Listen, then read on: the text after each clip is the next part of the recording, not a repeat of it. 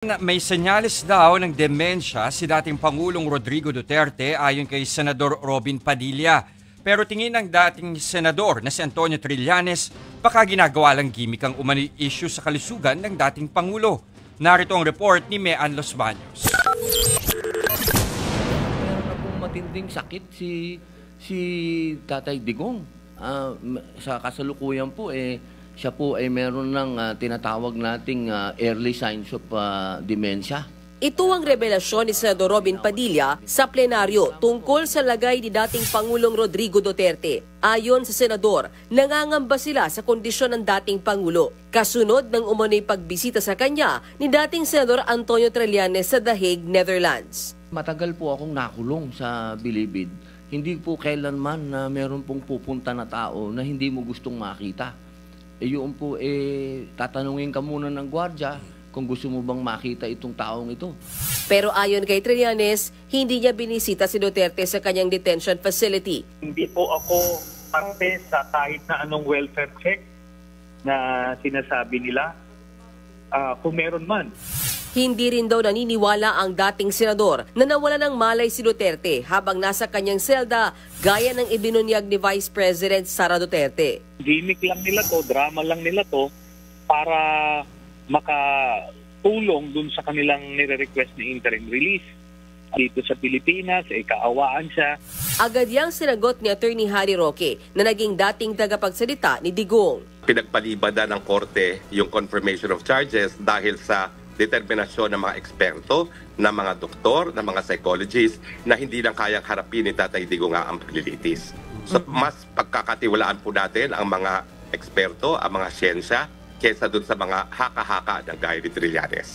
Una na ring sinabi ng abogado ni Duterte na hindi nito maalala ang ilang bagay, kaya dapat ipagpaliban ang paglilitis sa kasong crimes against humanity. Bilang patunay, nagsumite ng panibagong medical record ni Duterte ang kanyang mga abogado sa ICC. Meron daw cognitive impairment ang dating Pangulo na posibleng makaapekto sa trial. Ayon naman sa abogado ng drug war victims, pwedeng bumuo ng panel ang ICC para tignan ang kalusugan ni Duterte sa kadesisyonan kung pwede siyang litisin.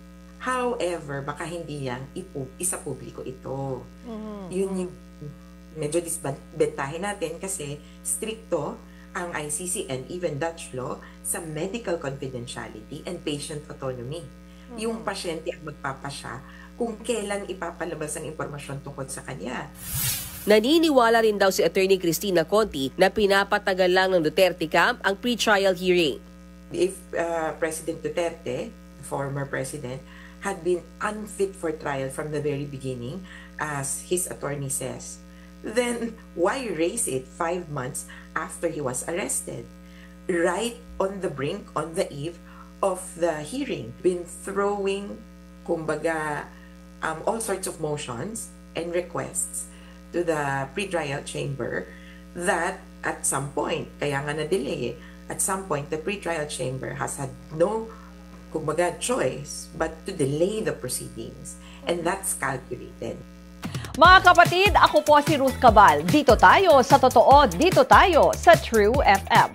Mag-follow at mag-subscribe din po kayo sa aming social media accounts at True Network PH. Diyan po yan sa aming X na dating Twitter, sa FB, sa Instagram, sa YouTube, sa TikTok at sa mga podcast. At syempre, tutok din po kayo sa Signal True TV Channel 19. Dito tayo sa totoo, tunay at tapat.